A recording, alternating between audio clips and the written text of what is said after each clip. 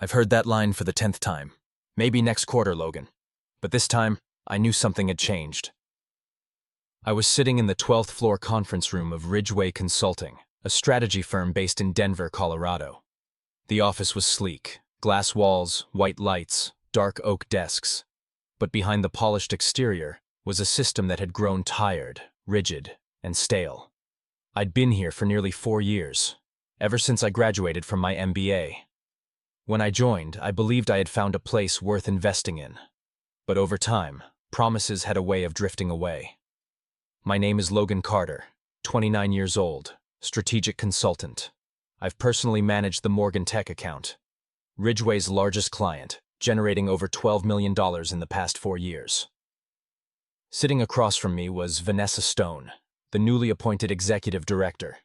She's 41, sharp, impeccably dressed, always composed.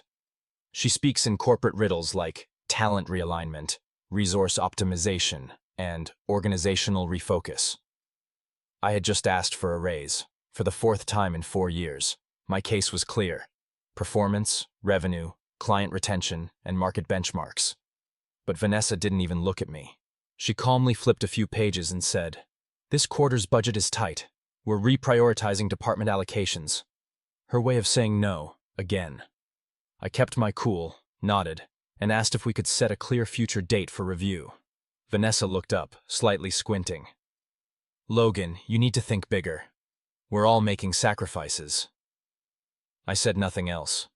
I thanked her for her time and left the room. As I passed by Emily Brooks, our polite front desk assistant, I caught the quiet concern in her eyes. I went down to the parking garage, sat in my old Honda Civic for over 10 minutes. No engine, no phone. Just silence. Suffocating silence. It felt like someone had pressed a brick against my chest. I'd given so much. I hadn't done anything wrong. Yet, once again, I'd been dismissed, like I didn't matter. That evening, I opened my laptop and updated my LinkedIn. I didn't apply anywhere, not yet.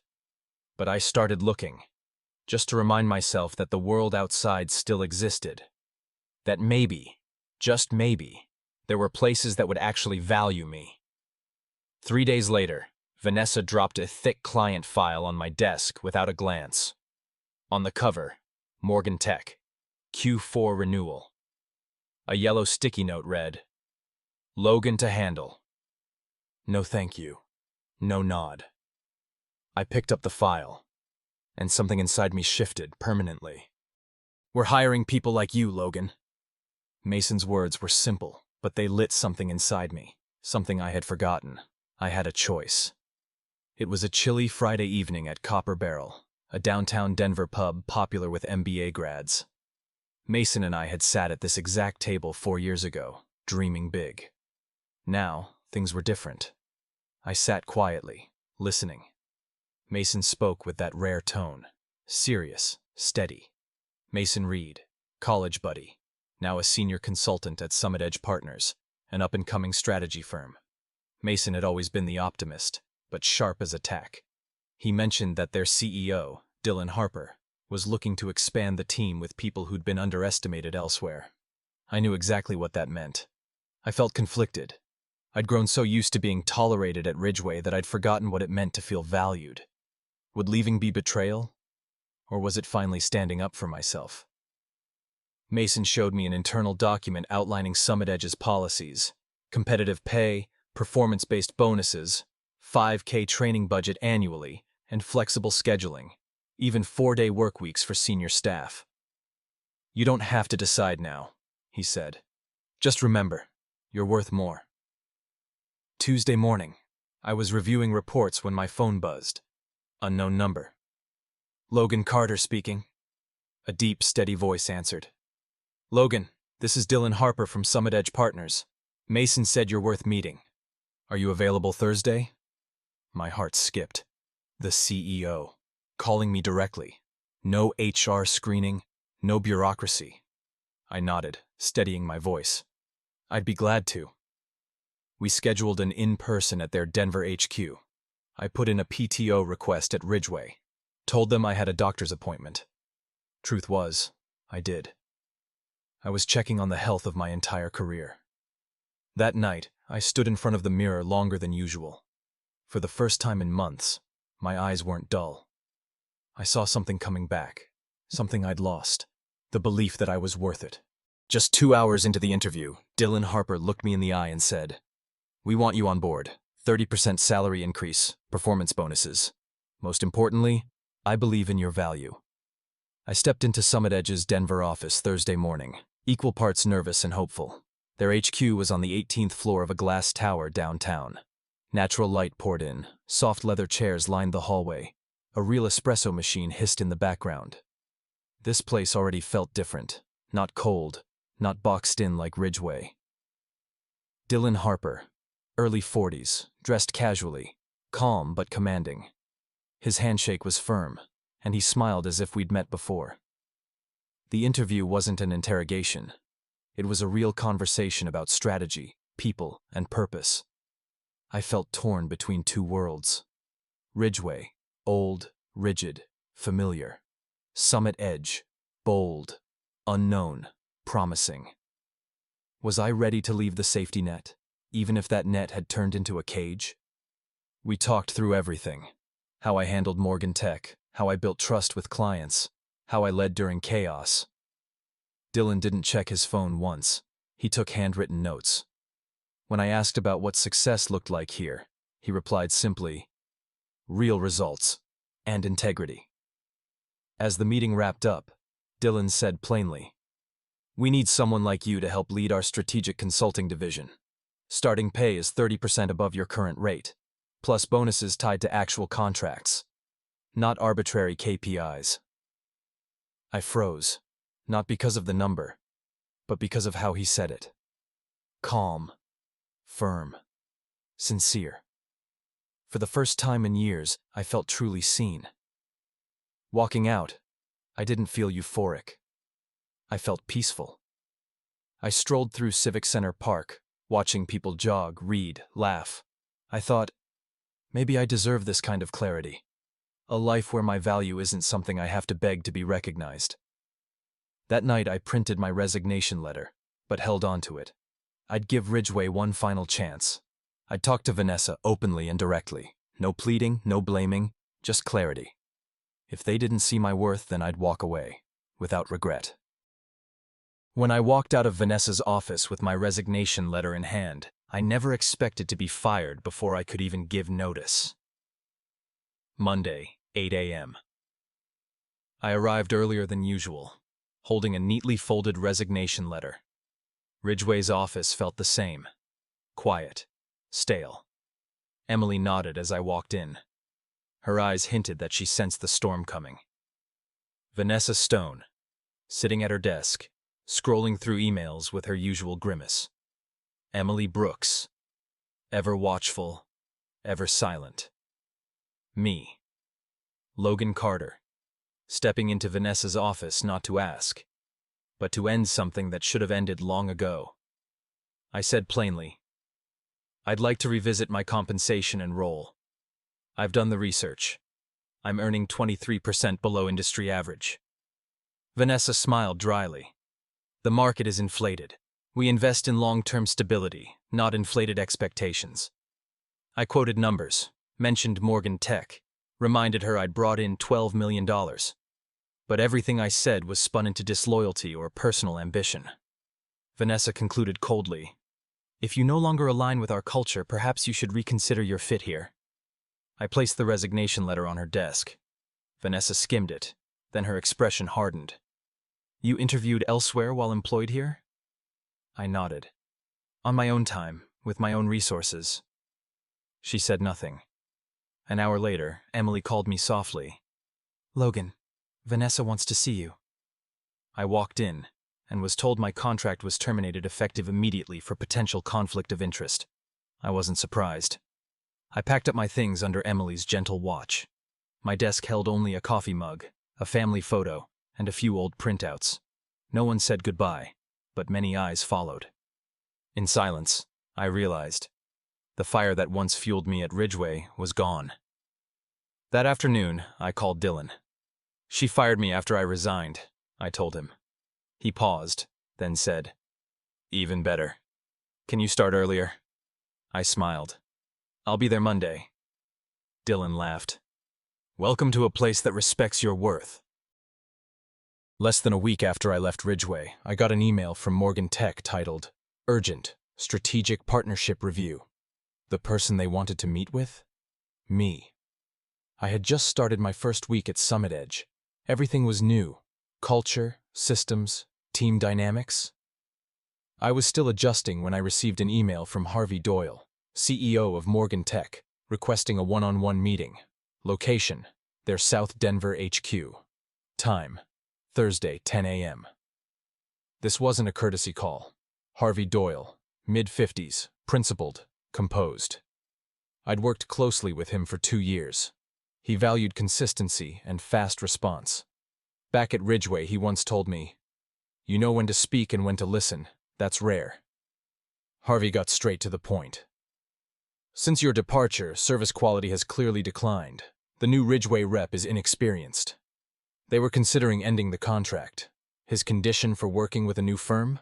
Logan Carter must lead the entire strategic package. I listened, asked questions. Harvey shared data. 200% increase in response times, 3 file errors, 1 missed meeting. I wasn't surprised. My replacement had less than 6 months in the field. Harvey said, "We need someone who understands our vision, not just reads a brief." He placed a folder on the table, a request for Summit Edge to draft a comprehensive new proposal, covering digital transformation, supply chain restructure, and a 3-year growth plan. Estimated value, $6.8 million. He looked me in the eye. "If you're in, I'll notify Ridgeway next week." I left with a thick notepad and a racing mind. Back at Summit Edge, I walked into Dylan Harper's office and explained. He simply nodded and said, "I trust you'll do the right thing. Write the proposal you've always wanted to write. No micromanaging, just belief." That night, I stared at my screen until almost midnight. Under the header, Summit Edge X Morgan Tech, Strategic Vision 2025, I typed the opening lines of the proposal that would redefine my career.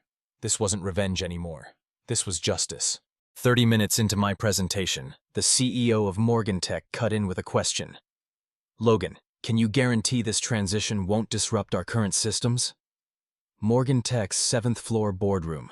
Floor-to-ceiling windows overlooking the autumn-colored park, sunlight cascading across polished hardwood floors. Inside sat 8 executive leaders, and me. I no longer worked for Ridgeway, but I understood their systems better than anyone in the room. I was representing Summit Edge, leading the pitch. Across from me, Harvey Doyle, plus his CFO, COO, CHRO, and others, some of whom had once worked closely with me. Their expressions were a mix of recognition and cautious curiosity. Though I had left Ridgeway, Morgan Tech still had concerns. They wanted a shift, but feared risk. They needed assurance that ending Ridgeway's contract and switching to Summit Edge wouldn't destabilize their operations.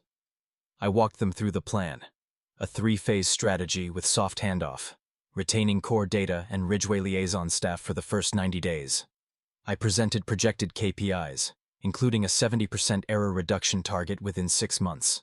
No empty promises, just real steps. When Harvey asked about uninterrupted transition, I answered, "Seamless transitions are our specialty. Personal accountability is mine." The room went quiet. The ops director nodded. Someone else smiled. Harvey looked at me and said, "We'd like to begin as soon as possible." The meeting lasted nearly 2 hours. At the end, Harvey signed the memorandum. Morgan Tech officially selected Summit Edge, effective immediately. Contract value, $6.8 million.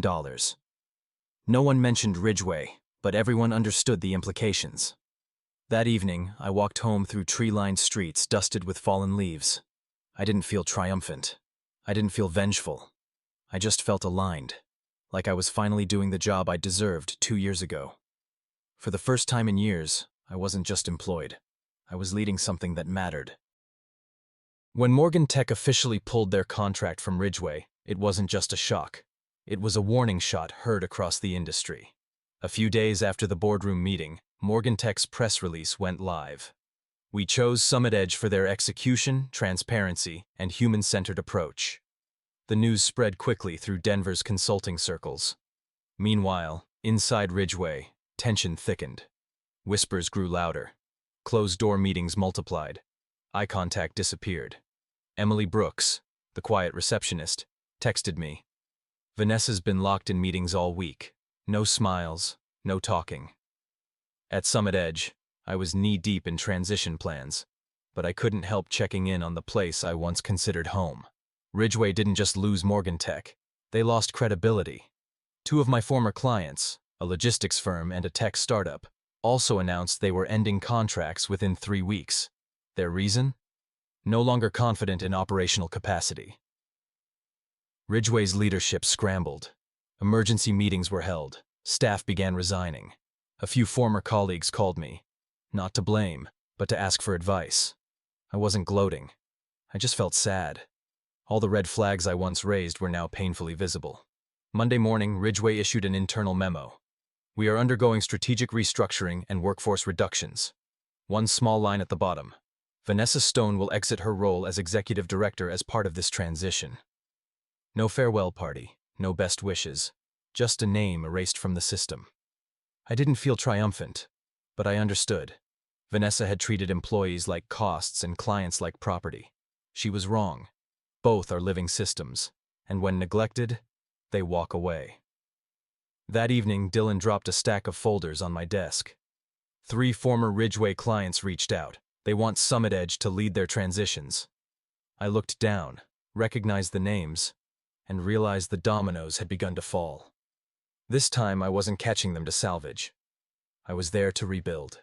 6 months later, I wasn't the guy who got fired anymore. I was leading Summit Edge's strategic consulting team, managing multi-million-dollar clients, and mentoring a team that believed in me. My new office had a wide window overlooking the Rocky Mountains. My desk stayed clean. Just a laptop, a notepad, a framed photo of my parents, and a sticky note that read, "Worth is not taken. It's forgotten." I wrote that on my first day here. I was no longer just Logan Carter, employee. I was a leader. I mentored 2 new hires, and today, my parents were visiting me in Denver. At dinner, my dad said, "You look different, lighter, stronger." I just smiled. I once believed that if I worked hard enough, my worth would be recognized. But the truth is, if you don't speak up, if you don't protect it, the world will quietly ignore it. The past months taught me, knowing your worth isn't arrogance, it's authenticity. I rewrote our team's growth plan, added emotional intelligence metrics to our evaluations. I encouraged rest, not out of leniency, but because long-term performance comes from mental well-being. Summit Edge let me do that. No micromanagement. Just trust. Theirs and mine. One Friday afternoon, I received an email from Morgan Tech. "Thanks for keeping your word. Logan's team is the reason we're expanding for a 2nd year." I reread it. Not because I was shocked, but because I knew I no longer lived to please others. I shared a post on LinkedIn. No mention of Ridgeway or Vanessa. Just this. If you feel invisible, maybe it's not you. Maybe it's the room you're in. And the lens they use. It spread fast. Hundreds of messages followed. Pinned in the comments was one sentence.